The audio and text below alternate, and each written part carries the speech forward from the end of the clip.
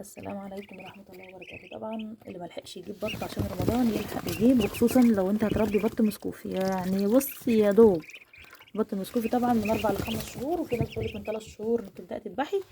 آه بس يعني تقريبا 4 شهور. حلو قوي.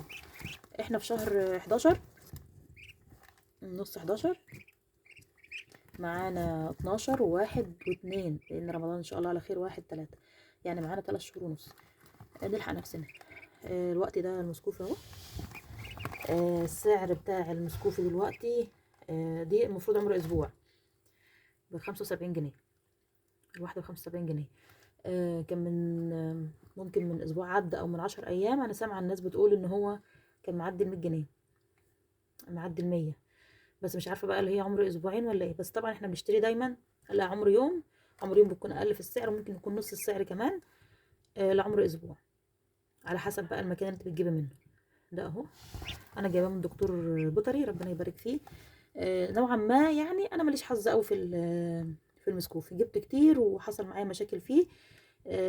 بس البغال بيمشي معايا الحمد لله كويس. بس طبعا المسكوفي لحمه زي لحم البلدي، بيبقى طعمه حلو. البغال حلو برضو مش وحش، اللي هو المولر. بس المسكوفي احلى واحلى، يعني المسكوفي اكنك بتاكلي بط بلدي. انا جبته وجبت التحصين، انا جايباه تقريبا بقاله ساعتين. انا حاطه في كرتونه معايا هنا. الدكتور قال لو هتحطي في بياته حطي معاها لمبه اللي هي ال200. طبعا دي لمبه اللي هي ال100. لمبه 200 في البياته بتاعتي تقريبا متر وحاجه بسيطه، متر و10. قال لي لا، لو متر و10 يبقى انت قلليها، يعني ممكن نصغر الحجم بتاعها شويه، نحط فيها حاجه في الركن بحيث ان هي ايه، عايزين دفى. كنت بحطها في كرتونه واحطها معايا مثلا على قد ما يجوا مثلا يكبروا شويه، يقعدوا معايا اسبوع ولا حاجه كده، يكونوا خدوا حقهم شويه في الرعايه، وان هم ما يغرقوش نفسهم في الميه، لان احنا بنحط شويه في طبق كده زي ما انتم شايفين. لما يبقوا بعيد عن ايدي هتضطر ان انت كل شويه تطلعي لهم، تزودي الميه عندهم عشان مش هتطلعي. لكن هنا معايا ليل نهار، يقعدوا معايا اسبوع، بنغير الفرشه ونشمسها. العلف اهو، اللي هو العلف الناعم، احنا بنستعمل هنا الايمان، اشهر حاجه بالنسبه لي في الشرقيه هنا. وربنا يبارك يا رب، وكل سنه وانتم طيبين. طبعا لو هتجيبي اللي هو البغال برضو تلحقي نفسك من دلوقتي، تلحقي تجيبي بط البغال. برضو 3 شهور ونص يبقى حلو جدا. عايزه البغال في اوقات يعني بنجيب البطايه ممكن في اوقات تطلع يعني قد دي مرتين حجمها. ده مقارب شويه في الحجم البلدي وهو طالع من البيضه. بس البلدي اللي هو البيضه بتاعته كبيره دي. البط البلدي نفسه الايام دي غلي يعني. افتكر ان انا اخر مره انا جبته الجوز ب25، الناس قالت الجوز ب60. لكن ممكن يكون كمان وصل ل70، الله اعلم، ما اشتريتش بقى لي فتره بلدي. لكن ده الواحده منه ب75، يعني الجوز ب150. وتجيبيه من مكان مضمون. ويا ريت يا ريت، يعني لو انت مالكيش في التربيه قوي، يعني انا بخاف من عمر يوم ده بالذات في البط اللي زي ده. بخاف من عمر اليوم، لان انا جبت عمر يوم تقريبا معاش ولا واحده منه. عمر اليوم ده لما بجيبه العمر اسبوع ولا اللي هو ال10 ايام ده، بيقعد مثلا بيقعد شويه معاه يعني.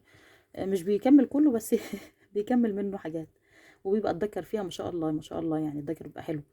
انا باكل طبعا العلف، وباكل بعد شويه بدخل معاهم عيش وتشيشه مع العلف. بمنعش العلف خالص. انا ربيت معاكم كتير على القناه بط بلدي، واللي هو المسكوفي والبغال. ربيت طيور كتير معاكم على القناه. طبعا القناه فيها حاجات كتير، ان كان تربيه طيور، ان كان اكلات، آم، ان كان ريفيوهات، الحاجات دي فيها حاجات كتير يعني. اتمنى ان شاء الله اللي هي تعجبكم، ونتابع مع بعض، وادعوا لي ان شاء الله ربنا يبارك لي فيهم، ونشوفهم لما يكبروا باذن الله. انا عايزه اقول حاجه تانية. لو انت بتربي وبتصحي معاكي التربيه، ما تقوليش قدام حد. انا فعلا يعني حصل معايا فعلا ان انا كل ما اربي، انا كنت بربي التربيه بتاعتي ما شاء الله كلها. لدرجه ان هي الفراخ البيضاء اللي انا ما بموتش مني حاجه منها، واحده اتنين بتموت، كانت ماتت فيا على بعضها. البط البغال اللي انا دايما بشكر فيه وبقول مناعته عاليه مناعته عاليه، ما شاء الله اتبقى من 20 واحده 7 ولا 6. دبحهم النهارده 6 من 20. جبت البط ده مرة العرسة خدته، مرة راح كله ل20. المرة التانية جبتهم، قلت بعد العرسة بقى جبت دور تاني راح منهم 20. انا هنزل فيديو على القناة. مرة كمان جبته وراح منهم، فاضل منهم 9، مرة 8. يعني لدرجة ان لما كان حد بيسمع اللي بيحصل عندي يقول لي يا بنتي عقمي المكان، عقمت المكان وغسلت الفرش وعقمت الدنيا وبخري. يعني الناس نفسها قالت لي بخري، عقمي المكان وبخري. انا ما بخرتش حاجه طبعا، انا عقمت بس، وهي حاجه بتاعت ربنا في الاول والاخر. وبس نصيحه يعني، لو بتربي وبتعرفي تربي كويس بلاش تتكلمي قدام حد. وربنا يبارك لكم وليا، وكل سنه وانتم طيبين، والسلام عليكم ورحمه الله وبركاته.